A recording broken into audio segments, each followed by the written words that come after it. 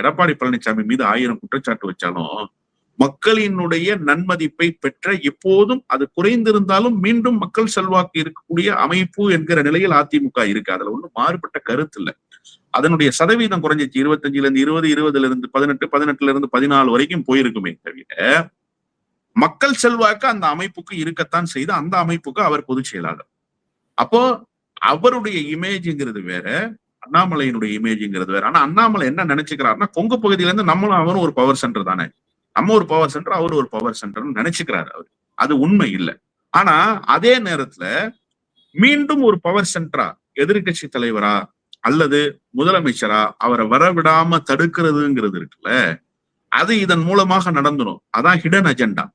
நயினார் நாகேந்திரன் கையில கட்சி இல்லைன்னு சொல்றதன் மூலமாக, நான் தான் முடிவை இப்பவும் அறிவிக்கிறேன்னு சொல்றதன் மூலமாக நயினார் நாகேந்திரனோட ரோலை காலி பண்றாரு. நயினார் நாகேந்திரன் ரோலை காலி பண்ணிட்டு ஆட்டோமேட்டிக்கா எலெக்ஷன் ஒர்க்கு ஒரு பெரிய பின்னடைவை சந்திச்சிடும். ஏன்னா புரோட்டோகால் அவர்கிட்ட இருக்கு, கட்சி கட்டமைப்பு அவர் கையில ஒப்படைக்கணும். ஆனா அந்த ஒப்படைப்பு நடந்தும் நடைபெறாமலேயே இருக்கிறது.